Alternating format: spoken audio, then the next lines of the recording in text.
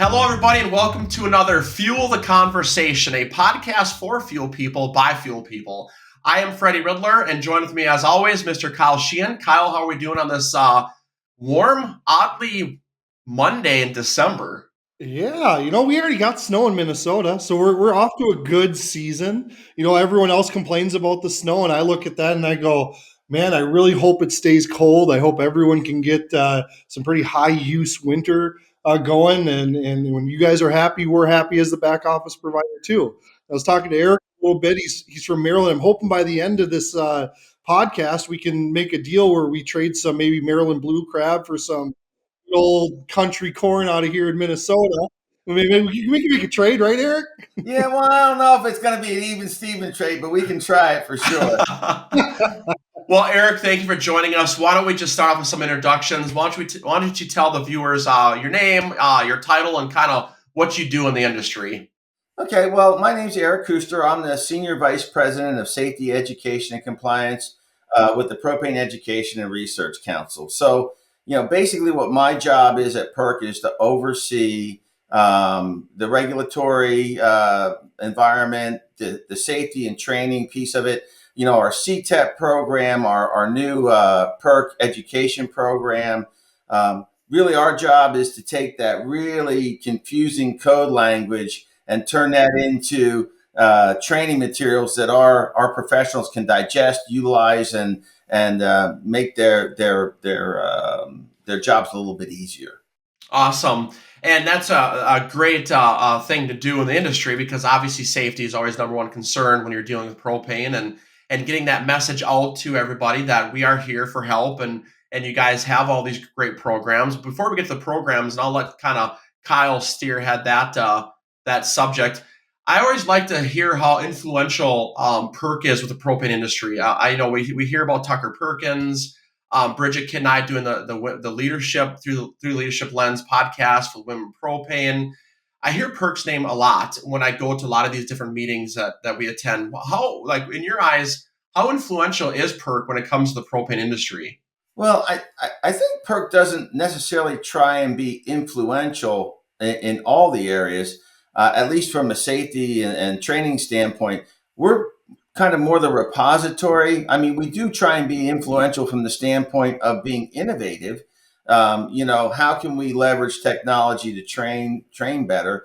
And we are looking as an organization down the road. Where's propane going to be in 15, 20, 25 years? So I think from that perspective, we're a critical piece of it. But I'm not sure we're trying to influence the marketers. I think we're always trying to help the marketers, and we're trying to be ahead of the markets and the marketers on where do they need to go. So it's working in conjunction with them. Gotcha. So, Eric, how does PERC and NPGA's relationship kind of go hand in hand, or what is your relationship to NPGA on a national level? Well, it's interesting because I actually used to work for NPGA before I worked for PERC. So I spent 3 years before I came over to PERC working for NPGA as their director of safety and certification. Before that, I was in the industry for many, many years. But we have a really close relationship. I mean, we are sister organizations. We refer to ourselves as that a lot of times. The NPGA, at least from my perspective, they're very heavily involved in regulatory and legislative affairs, while we do, the safety and the education. And, one doesn't work without the other. So it really is a close relationship.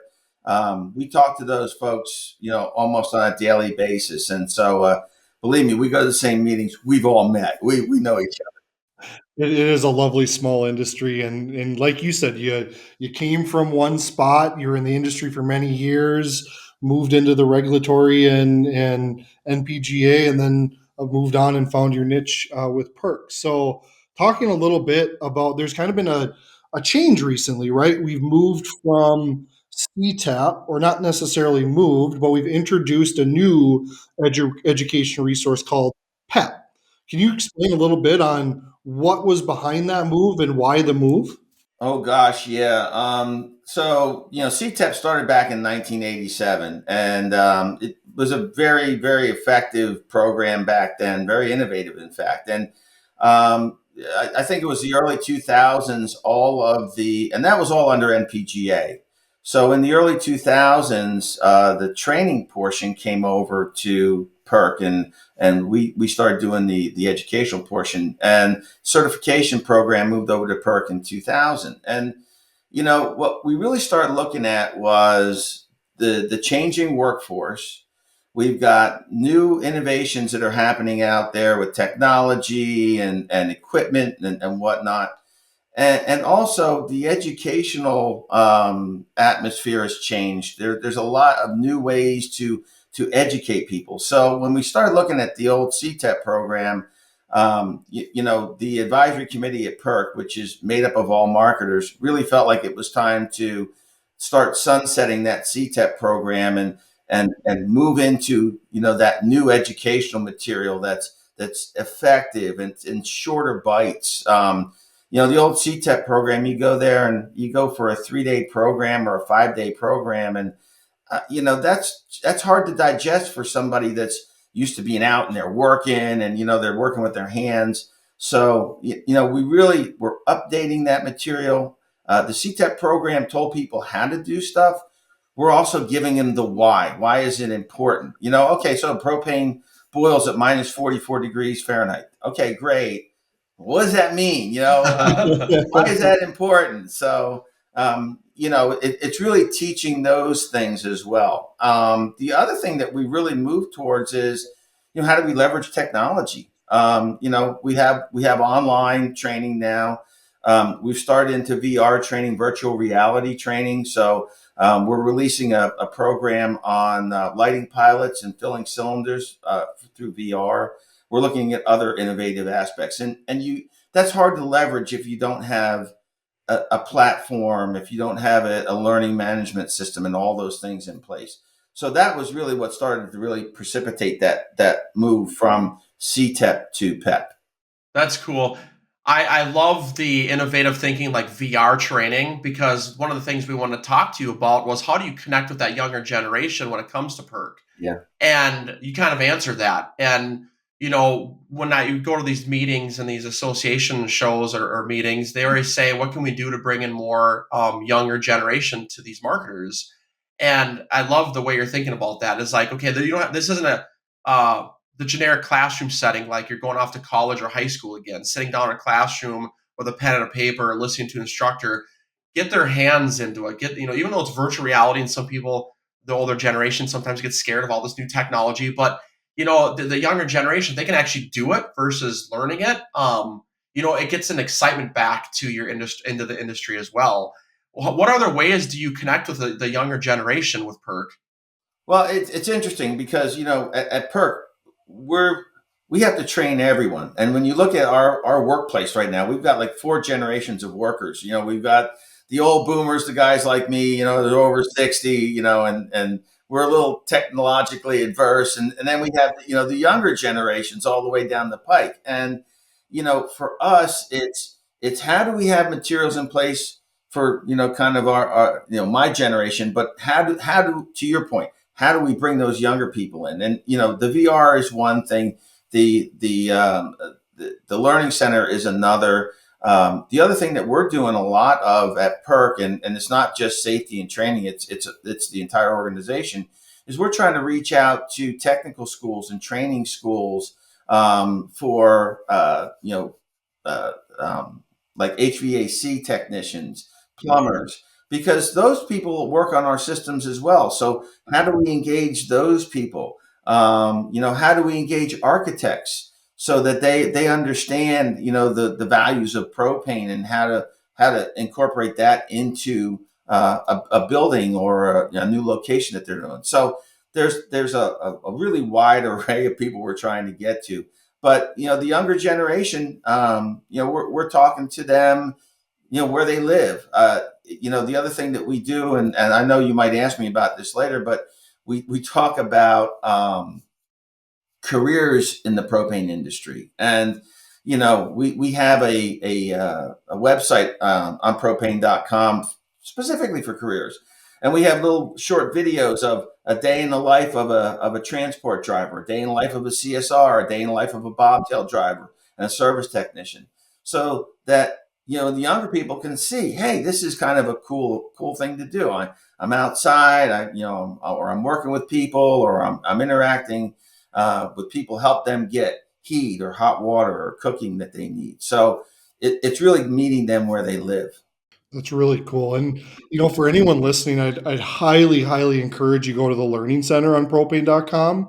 Regardless if you're a marketer, a supplier, or just curious about the industry in general, we use that here at RCC. We give our staff that kind of introduction because nobody really thinks that when they're hired or you're in rural Minnesota, wherever you're at, you don't think that your career path is going to bring you to propane or a propane software specifically. So we use that resource center to kind of give an introduction to staff that have never thought of propane outside of, oh, that's just something that's sitting outside my house and it automatically gets filled and I get heat. I never think about it. So we use that for our staff to be able to kind of relate more, not kind of, to be able to relate more to our customers to be able to help them provide support. Why is everyone so stressed in January? All right. What's the reason behind that? Why are people stressed when there's not a gas? Why does that give more stress to the staff member you're supporting over the phone? So I'd highly, highly encourage people to use that center provided by PERC.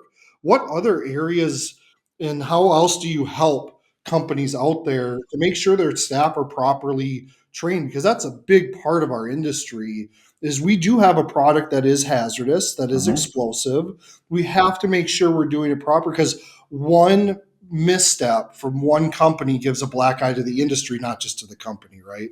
Oh no, you're absolutely correct, and it's always funny, and I'll talk about that in just a minute. But you talk about career pathing, and that's something I always want to encourage marketers to think about is career pathing. How do you bring somebody in and let them find their niche and then develop? Because there's so many opportunities in the propane industry. I started off my career in the propane industry, part time guy. I was filling cylinders, requalifying cylinders, and offloading rail cars. And then I was driving a bobtail. Then I was doing service tech. Then I was a district manager. And then I was a director of safety. I mean, there's so many ways to go. But that's what we encourage in the Learning Center is use those materials to help you career path that individual. Because we have training for sales professionals. We have training there for CSRs. Like you were talking about, emergency response. You get a call, oh, there's a gas leak at my house. We have training specifically for that. We have for transport drivers. We have it for plant operators. We have a regulatory compliance manual that's in there where you can look up everything. We have so much stuff in there. Honestly, I don't know everything that we have in there. And it's kind of frustrating sometimes because I'll be at a meeting and somebody be like, it'd be a good idea if you guys had a program on X. And I'm like, yeah, we've had that for like 5 years. Um, and it's not that, it's just, there's a lot of material there. And I just encourage people to go in there, just dig around, find what you can find what interests you. And you don't have to take a 3-day long course.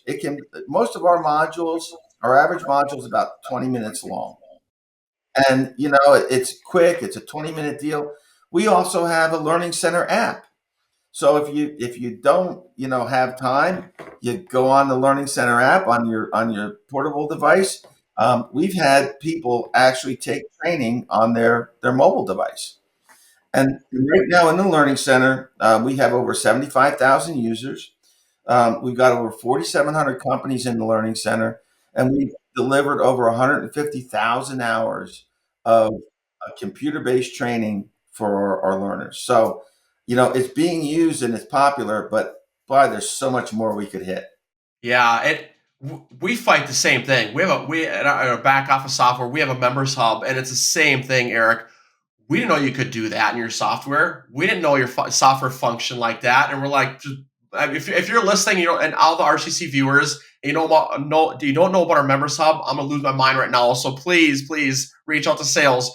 But Eric, it's a constant fight that there's so much um, valuable content out there. You just got to go find it. And that's what we did with PERC. Because as a back office software provider, we care about safety just as much as everybody else because we hold that information inside of our program.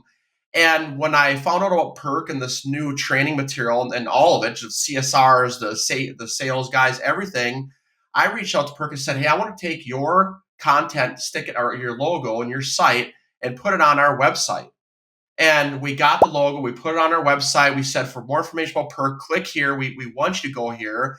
At our customer seminar, we always talk about PERC because it's our job not only to train our users about our software, but also just propane in general. And that's where we take it a step above and beyond is we educate our marketers more than just the software. And I know before we started this conversation, Eric, or this recording, I said, you guys are always marketing the marketers. Go to our website, go to our website, go to our website. I think would be really great is if you guys targeted some of those suppliers out there because we have over, you know, 2,000 customers that use our product. Why not give us the tools to reach out to them? And there's other software companies out there. There's other auto payment companies out there. There's other safety companies out there. All of these vendors should collaborate together and spread the word of PERC and share that propane story. What Eric, this is a question. What else could we do as a supplier in the industry help promote all this training material that you have out there? Well, I mean, certainly we have some brochures on this, but what I found that some of the suppliers do is they'll actually sit down with their folks when they're on site and they'll log on to the PERC site. They'll log on to the Learning Center and help somebody, get on that first time and look at it and say, okay, what do you need? Let's kind of be familiar with that. Um, you know, I think the other thing that we can do is certainly if we wanted to have a webinar with suppliers to figure out how to outreach better our materials, I'd love to do that. Let's put our heads together because really, again, like I said, we're the repository for information. I mean, it's the marketer's information. I don't care how they get it. If they get it through you all, I mean, I don't get paid commission on who does it. So Commission on safety. right. I mean, we're just trying to get it out there any way we can, and we've worked with. We're working right now with the Scrap Metal Dealers Association on getting propane safety Wow. information out there. We've Yep. worked with the Hearth Barbecue and Patio Association. So, I'm willing to talk to whoever will listen to me for a few minutes. That's awesome. So we talked a lot about education and kind of gearing up, and here's what you need to do in this event. I'm going to give you a little insight into an area that we as the back office provider kind of struggle with on a regular basis and look for some input from you. One of our biggest pain points right now in the industry is all the different ways to document safety, right? Doing the check is pretty standardized, getting it to the certain point, getting it within the values that it needs to be to say this passes. That's all pretty standardized. But then it's how do you document it? Which form do you use? And it seems to be controlled by a lot of different outside sources impacting our industry, whether that's the individual insurance company that's insuring the propane company, they want it a certain way. Sometimes state regulation might come into there a little bit and say, you need to do it this way. And a lot of times it's even that company itself saying that this is what we need to document to kind of protect our own behinds.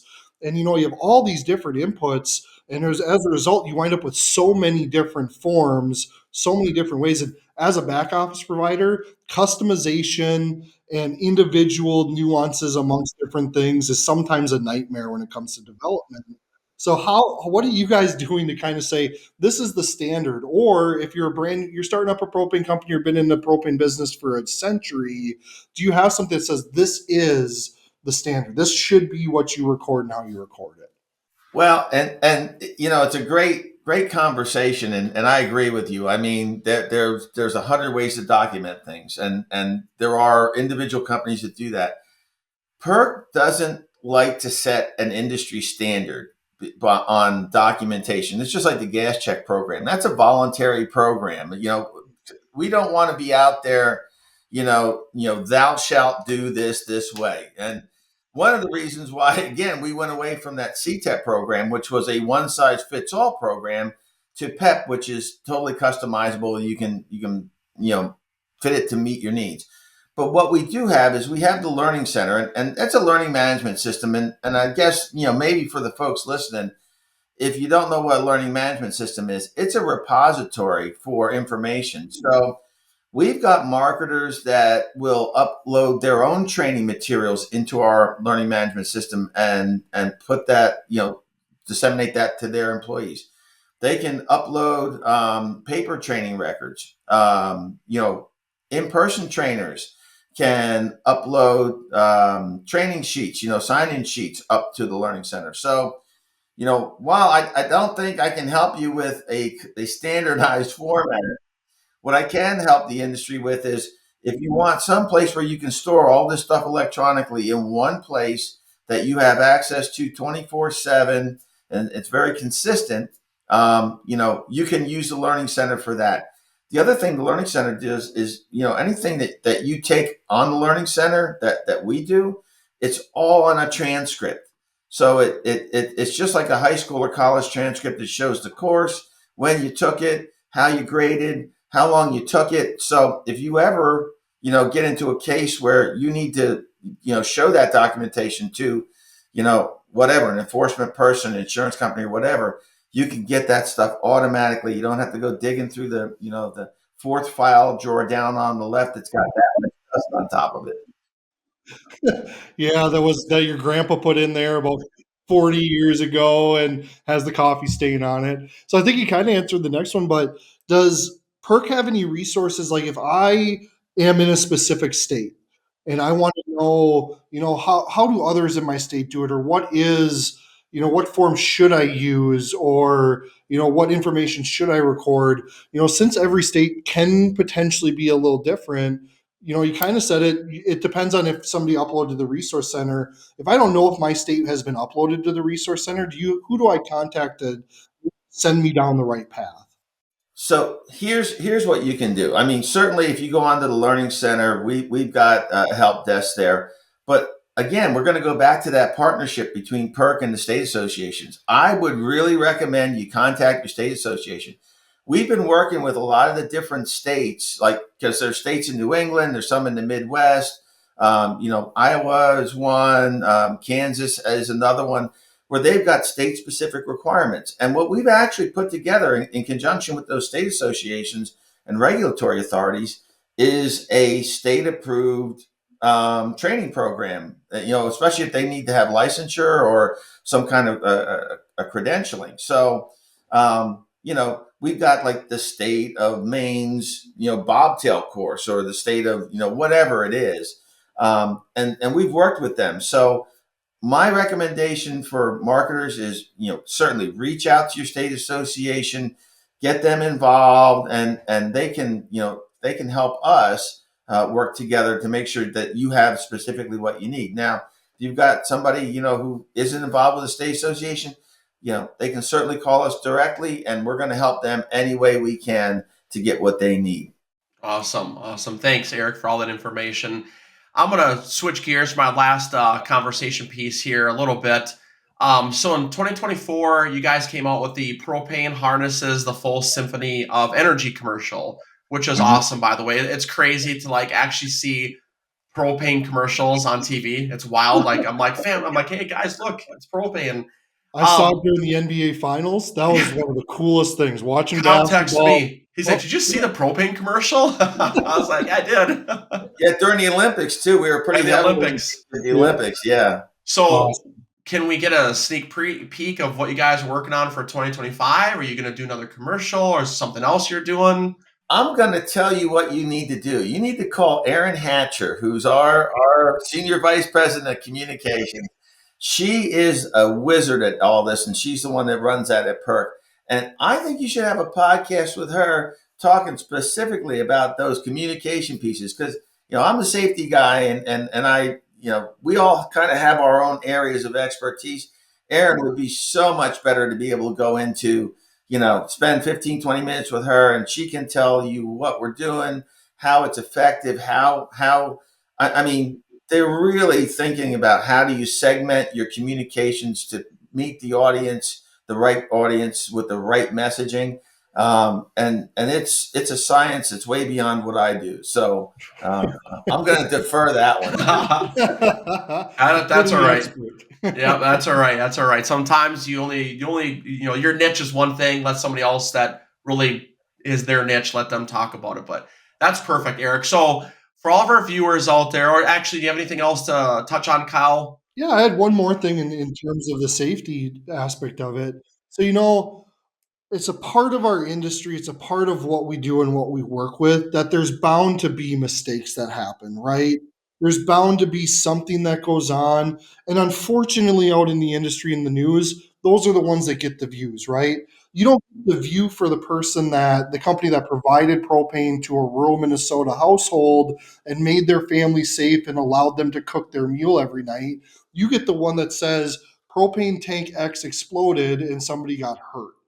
What does PERC do when something like that happens? That's kind of that black eye event to the industry. Is there anything specifically from the safety standpoint? Do you kind of target that area a little bit more and says, hey, maybe we need to get PEP in front of these companies in this area a little bit more frequently? Or maybe we go and attend that state association meetings maybe 2 times this year instead of going once, or maybe we haven't gone in a little bit and we go. Kind of explain your strategy behind that if something does. There's two pieces to that, Kyle, and one is communications. And the first thing we do is when there's an incident like that, we look at the incident and we say, okay, was it really propane or was it, I was looking at one this morning. There was a house fire, or there was, the headline was propane tanks explode, destroy a house. Well, that's not what happened. The house caught on fire. The fire extended to a shed that was adjacent to it. There were propane tanks in the shed, and the firefighters had to deal with the propane tanks in the shed.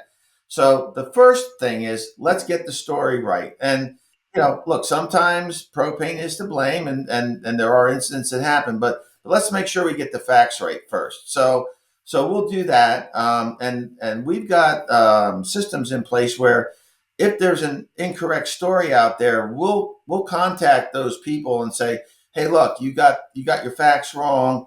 This is really how it goes. Now, whether they retract or update the story, that's up to them. We can't make them do that, but that's the first thing. I mean, the second thing we do is we'll look at trends like that. I'm saying, is there something that's happening that we see? And if there is, to your point, Kyle, yeah, let's put out a compliance notification, or let's put out a safety alert, or whatever the case may be. And again, we're working through our state association. We're working through, our partners out there, that we have communication with. Kind of like you guys too, the suppliers.